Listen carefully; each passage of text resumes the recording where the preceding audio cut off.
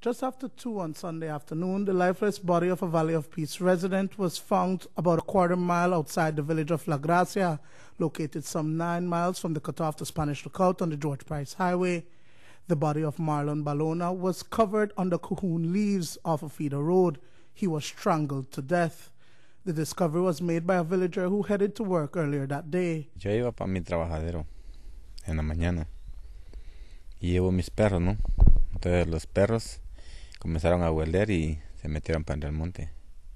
Entonces yo chequeé y hubo un calavera que estaba ahí.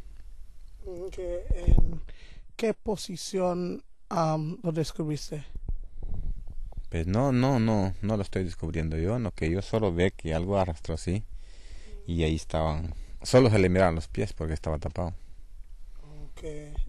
¿Con los árboles? No, con las conchas que se le caen al palo. Okay. Ahí estaba tapado con ese. The villager quickly notified the chairman of the village, who contacted San Ignacio Police. According to Deputy Officer Commanding Inspector Raimundo Reyes, Balona was wanted for questioning in connection with the murder of Canadian missionary Brian Townsend in the neighboring village of Valley of Peace. They found a body of a Mayan descent male person in a face-up position with what appears to be abrasions on his chest and around his neck. What do you understand happened?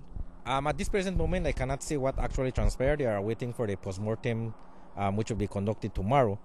But what we could say is that the person's body was covered with cahoon leaf, but we don't see no much injuries except for the abrasion, like what I mentioned, on the neck area and around his chest. What are the indications from the abrasions? We believe that maybe the person, because we found a strap close to the body, that maybe that was what was used for strangulate the person. Information that we gathered yesterday is that he was one of the persons wanted in connection to the investigation of the murder of the Canadian from Valley of Peace.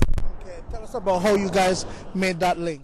That was based on the ID that was done, and we communicated with Balona Police, because at the beginning of the investigation we never had the identity of the person.